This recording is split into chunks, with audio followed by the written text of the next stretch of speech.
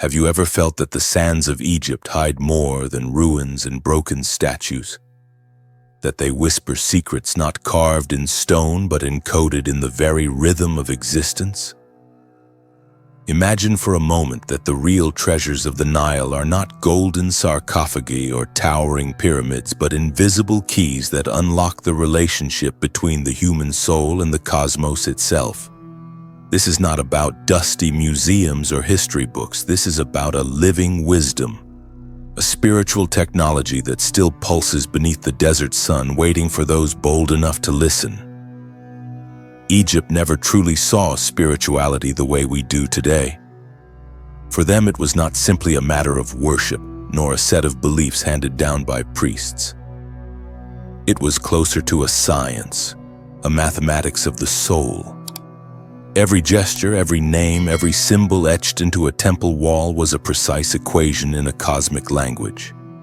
Behind the familiar images of mummies, pharaohs, and hieroglyphs lies a vision of life and death so refined, so shockingly modern in its depth, that it challenges how we see ourselves even now. The ancient Egyptians lived by a principle they called Ma'at. To call her a goddess would be an understatement. She was not merely worshipped, she was breathed, enacted, embodied. Ma'at was balance itself, the invisible thread that kept heaven, earth, and the underworld from unraveling. The people believed the universe was not chaotic but structured, ordered, designed to operate under an eternal law. And Ma'at was that law, a cosmic code written not in books but in the rhythm of creation itself. Every choice mattered. Every act was either an offering to harmony or a seed of disorder.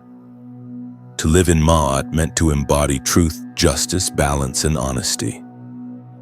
Pharaohs were judged not only by their power but by how well they upheld Ma'at in their decisions. Traders, judges, lovers, even farmers in their fields, each was expected to be an agent of order, never a servant of chaos. For chaos, or Isfet, was the true terror, a force that threatened to undo everything, to dissolve the world back into primal darkness if humans betrayed the balance. And yet Ma'at's most mysterious role began after death. Imagine entering the Hall of Osiris, a place not of shadows and fire but of luminous truth. The Egyptians envisioned this as the setting for the most important moment a soul would ever face, the weighing of the heart. Here, the heart was no mere organ. It was the seat of consciousness, memory, and truth itself. On one side of the scales lay your heart. On the other rested the feather of Ma'at. If your heart was light, untainted by lies, greed, and betrayal, you were free to pass into the fields of peace, a paradise where abundance flowed like the Nile in spring. But if your heart was heavy, burdened by all the weight of falsehood and cruelty, it was devoured by Ammit, a fearsome hybrid of crocodile, lion, and hippopotamus. To be devoured was not punishment in the way we think of it. It was erasure, the loss of existence itself. This second death, the death of the soul, was feared more than the end of the body. Notice what this reveals. The gods were not judges towering above, handing down verdicts from a throne. The truth was far more intimate, far more piercing. You judged yourself. Your choices were the scales. The life you lived was the evidence. The Egyptians remind us across thousands of years, no one escapes the weight of their own heart. It is we who determine whether we rise into light or collapse into oblivion. And isn't that hauntingly relevant even now? How many of us carry invisible weights in our chest? Resentments, regrets, unspoken guilt, disappointments never released. We walk around heavy, not realizing we are already living our judgment every single day. To the Egyptians, purification wasn't reserved for the afterlife. It was a lifelong discipline, a continuous cleansing so that one's heart might remain as light as a feather. Perhaps the true hall of judgment isn't waiting beyond death. Perhaps it stands before us each morning asking with quiet insistence, Are you living in truth? Is your heart light or heavy? From here, another secret unfolds. The practice of mummification, so often dismissed as a morbid obsession with death, was never about preserving a corpse for display. The body in Egyptian thought was a temple, a sacred architecture reflecting the cosmos itself. To embalm was not to cling to flesh, but to prepare a vessel for transcendence. Every step in the process was both practical and symbolic, an alchemy designed to transform the body into a spiritual machine, capable of carrying the soul through the invisible landscapes beyond. Organs were not simply removed for preservation. Each was placed in a canopic jar and entrusted to a protective deity, as though the soul's inner forces were being safeguarded for its journey. Oils were anointed not just to delay decay, but to saturate the flesh with sacred resonance. Wrappings weren't mere bandages, they were seals of energy, layers of protection, woven prayers in linen. Between them, priests placed amulets, talismans, words of power, each one a key to open gates in the other world. What we see today as stiff, lifeless remains were in truth spiritual capsules. Sacred hardware encoded with magical software designed to help the soul navigate the afterlife. The body was a map of the universe, a microcosm. Just as the temples of Egypt were built to mirror the human form, with their entrances as feet, their halls as the belly, and their inner sanctuaries as the head or the pineal gland, so too the human body mirrored creation itself. To walk through a temple was to reenact the soul's journey from darkness to light. To prepare a body for mummification was to ensure that even in stillness it remained an active portal, a bridge between dimensions. Unlike the modern view that discards the body once life has gone, Egypt held that the body remained indispensable, a touchstone for the soul, an anchor that allowed consciousness to revisit, to complete what was unfinished, to remain tethered even while moving between worlds. A mummy wasn't a corpse, it was a temple at rest, waiting to be reawakened if the right rituals were performed. Imagine standing before one in a museum today, glass between you and its wrappings. To modernize it is cold, inert. To an ancient Egyptian, you are standing before a doorway to eternity. Among all the stories whispered along the Nile, none burned brighter in the hearts of the Egyptians than the tale of Isis and Osiris. To a casual listener, it may sound like a myth of betrayal, death, and divine revenge. A god torn apart by his jealous brother, a devoted goddess gathering his fragments, and a son born to avenge his father. But to initiates, this was no mere legend. It was a spiritual roadmap, a mirror of the soul's own trials, written in the language of myth so that truth could survive across ages. Osiris was remembered as the benevolent king, the one who taught humanity to cultivate the earth, to live in harmony with the rhythms of nature. His brother Set, consumed by envy, murdered him and scattered his body across Egypt. And here is where the story transforms. Isis, both wife and sister, begins a journey of impossible devotion. Piece by piece, she searches the land, gathering the broken parts of Osiris. With Anubis guiding her and her own magic unfolding, she restores him, not to his old life, but to a higher one. Osiris rises as the ruler of the unseen realm, the judge of souls, the sovereign of eternity. And yet, the story doesn't close there. From their union, Isis conceives Horus, the falcon-eyed avenger who would confront Set and restore balance to the land. But more than myth, this cycle of dismemberment, reassembly, death, and rebirth carried within it an eternal teaching. That within each of us lies an Osiris, a divine spark awaiting its awakening. And every one of us must one day face dismemberment, not of the body, but of the ego, of all that we cling to as identity. Chaos breaks us apart. Love, intuition, and inner wisdom, Isis within, must gather us back together. Only then can the true self rise, not as it was before, but reborn into something eternal. In the temples dedicated to Isis, initiates walked this myth not as spectators, but as participants. Rituals of symbolic death tested them with isolation, darkness, and trials meant to shatter the illusions of self. To die before dying was the goal, to learn the art of release while still alive, so that the soul might awaken to the light beyond matter. These rites were not cruel but transformative, peeling away all that was false so that the essence of Osiris could shine through. Isis, in this vision, was not merely a goddess to be worshipped. She was the intuitive power of the soul itself, the healing force that gathers our brokenness into wholeness again. Osiris was not simply the ruler of the underworld. He was the awakened consciousness within, the part of us that remembers eternity even as we live in a fleeting world. The myth of Isis and Osiris was lived, not told.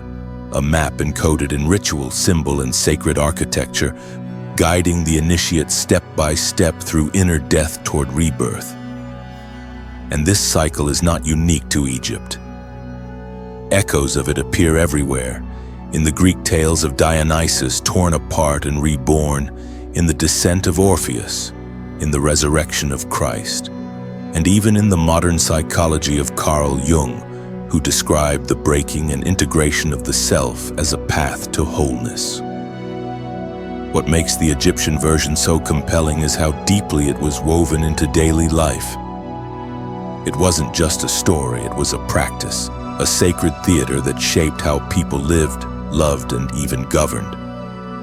To walk the path of Osiris was to learn the most difficult lesson of all: to embrace loss, to face the broken pieces of your story without despair, and to allow the love within you to gather them back into something greater. The myth whispers across the centuries a simple but piercing truth. Perhaps we too must learn to hold our shattered selves with compassion, to let intuition and inner strength remake us into beings of light. From myth we step into stone. The temples of Egypt rise from the desert like eternal bodies, massive yet alive, carved with hieroglyphs that still seem to breathe under the sun. To the Egyptians, a temple was never just a building. It was a living organism, a sacred body infused with the breath of the cosmos. Every column, every chamber, every alignment was deliberate, a replica of divine creation, a mirror of the universe, and at the same time a reflection of the human body. Imagine entering such a place. Each chamber is not just a room but an organ. Passing through is not simply walking but awakening. The purification halls cleanse you. The rebirth rooms open new sight.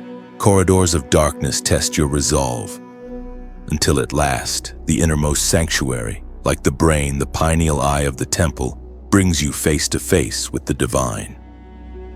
To move through stone was to move through the labyrinth of the soul, confronting shadows until light was reached. Even the stars were written into this architecture. The temples were not placed randomly. They were aligned with astronomical precision. Openings caught the rising of certain stars. Columns framed solstices. Corridors were flooded with moonlight or starlight at precise moments. Each structure was a cosmic antenna bridging heaven and earth, capturing energies invisible to the eye but palpable to the soul. And what of the priests who tended these spaces? They were not mere caretakers but living cells of the temple's body. Through chants, offerings, and rituals, they kept the temple alive, breathing, pulsing, resonating. An abandoned temple was not simply a ruin. It was a body without a soul, a bridge shattered. Even now, though many stand in silence, there is a belief that as long as someone walks with reverence among those stones, as long as hearts approach them with openness, the temples still live. Every step taken among those columns, every gaze upon the hieroglyphs, is a small resurrection. And this is what makes Egyptian spirituality so different from the modern idea of religion. It wasn't about dogma, commandments, or worship from afar. It was a lived science of initiation. Gods were not remote beings demanding praise. They were archetypes, cosmic principles, inner forces waiting to be awakened within. Isis was not only a mythic figure, she was the intuition inside you. Thoth was not merely a god of writing. He was the higher mind that organizes chaos into wisdom. Horus was not only the falcon of the skies, he was the vision that rises after pain. To worship a god was not to beg for favors. It was to call forth that energy from within, to embody it, to activate it. The temples then were not simply shrines, they were schools of transformation. Outer courts welcomed the public with visible rituals. Inner sanctuaries, closed to all but initiates, held the mysteries of death and rebirth. Every passage was symbolic, every step was part of the soul's ascent. The one who walked the temple path was not learning about the gods, they were becoming them. One of the most overlooked secrets of Egypt is that their greatest texts were not meant to be silently read, but to be spoken, sung, vibrated into the very air. To them, words were not just symbols on papyrus. They were power itself. The universe, they believed, was not created by hands, but by voice, by sound, by the primal utterance of Ptah that called all things into being. To speak was to shape reality. To chant was to weave order into chaos. To remain silent when truth was needed was to let disorder grow. That is why hieroglyphs were never only art. Each glyph was both a picture and a sound, a vessel of vibrational potency. When a priest carved or recited them, he was not just writing, he was activating hidden currents of energy. The Book of the Dead was not meant to be read like poetry. Its hymns were carefully intoned in exact tones, each syllable a key, each phrase a bridge guiding the soul across the unseen waters of the duat. The priest was not merely literate, he was a musician of the invisible, trained to wield resonance with such precision that a single wrong note could break the spell or summon the wrong forces. Temples themselves became instruments. Certain chambers, like those at Dendera or within the Great Pyramid, were designed with acoustics so strange that a voice spoken there swelled, multiplied, and returned like thunder from another world. Imagine standing in the dark, a single torch flickering, your voice expanding until it felt as though the walls themselves were singing back to you. For the Egyptians, this was no accident. These resonances were deliberate, meant to immerse the body in sound so profound that it penetrated bone and spirit alike. It was a form of synesthesia, where vibration crossed the boundary of matter and touched the soul directly. In this way, the priest was not only guardian of rites, but keeper of music, inheritor of melodies whispered across generations. To chant was not performance, but responsibility. For sound could heal or harm, open or close, harmonize or fracture. This sacred knowledge has echoes in later traditions, in Gregorian chants that shake cathedral walls, in Vedic mantras that align breath with cosmos, in shamanic songs that guide journeys through altered states. Yet in Egypt, it was the foundation of spiritual life itself. Sound as bridge, word as magic, voice as creation. But perhaps even more astonishing is how the Egyptians understood their gods. Unlike so many later traditions that place divinity high above, remote in an unreachable sky, the Egyptians saw their gods as forces dwelling within. They did not separate heaven and soul, cosmos and heart. Each god was a cosmic principle and at the same time an inner archetype. To invoke Anubis was to awaken the part of oneself that guides through darkness, the courage to walk the path of death and mystery. To call on Thoth was to activate the luminous mind, the wisdom that takes chaos and arranges it into knowledge. Isis was the intuitive mother within, Osiris the eternal consciousness, Sekhmet the fierce fire that burns away impurity, Horus the vision that sees beyond illusion. This is why so many gods were half human. half animal. To modern eyes, these hybrids may look like primitive superstition, but they were in truth symbols of wholeness, bridges between instinct and reason, body and spirit, and earth and sky. They showed that the divine could not be confined to human shape. The God was not out there, but through us, beyond us, and within us all at once. To live in Egypt was to live in ritual. Daily life itself was a temple in motion. To eat, to sleep, to trade, to love, all could be done in harmony with Ma'at, in balance with the universal order. Spirituality was not a compartment of existence, but its very core. Every act rippled into the cosmos. To speak a word was to create. To choose truth over deceit was to maintain the fabric of the universe.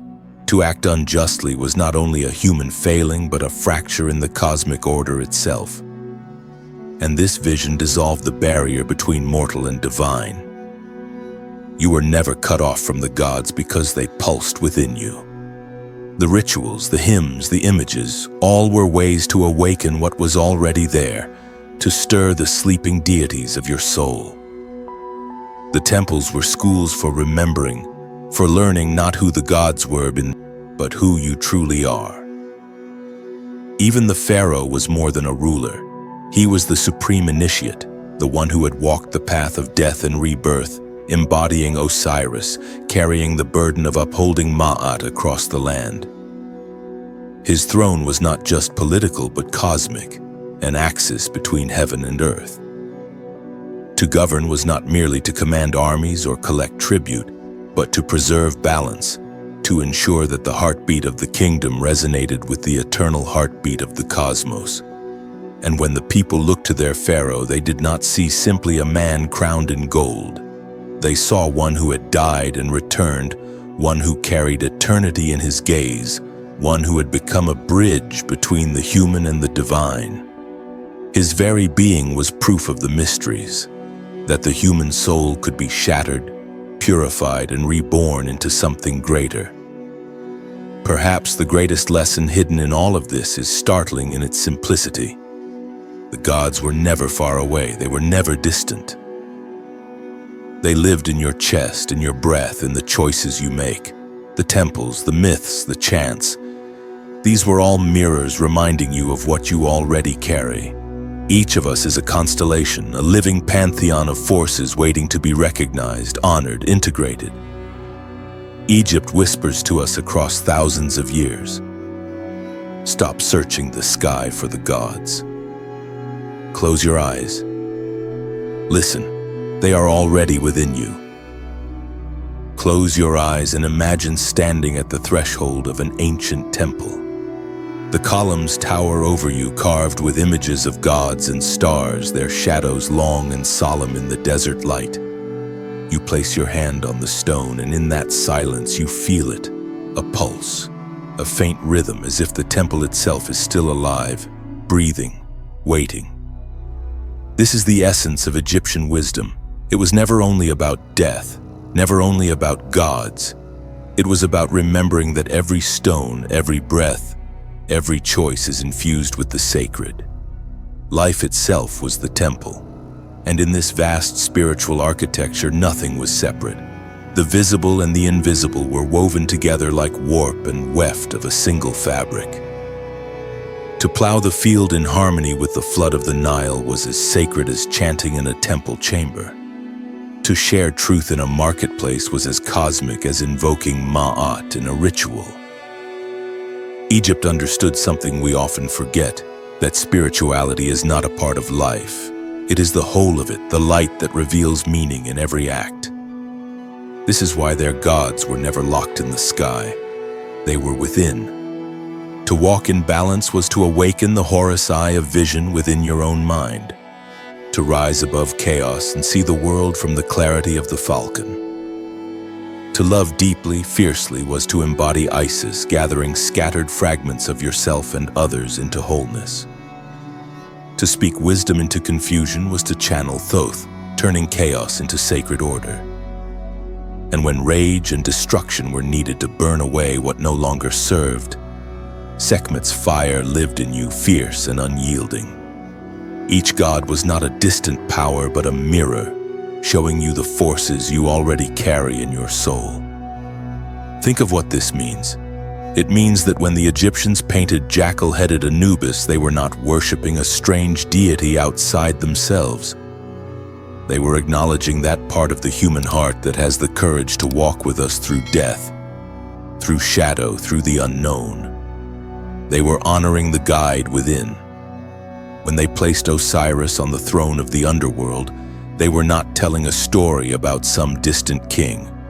They were revealing the eternal self within us, the one that survives when everything else has fallen away. This is why Egyptian art, temples, and myths endure across millennia. They are not relics of a primitive past, but doorways to an inner present. They remind us that we are not fragments lost in time, but souls woven into a cosmic dance, invited to awaken.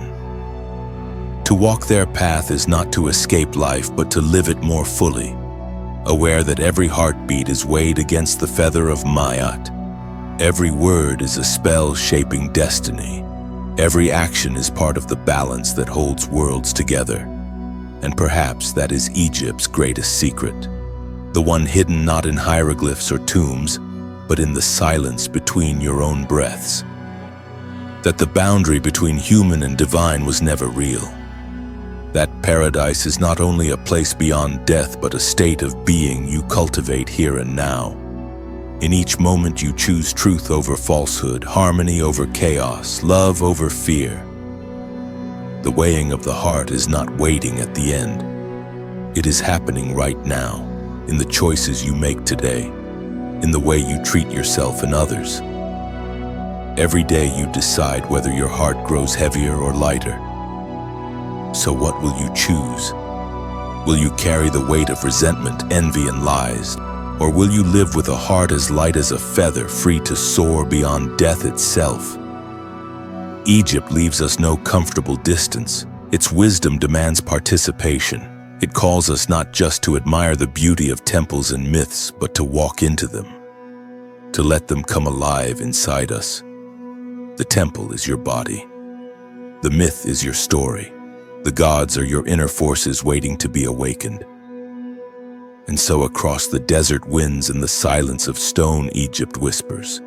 It tells you not to seek gods in the sky, but in your chest. Not to wait for judgment at the end, but to live it now.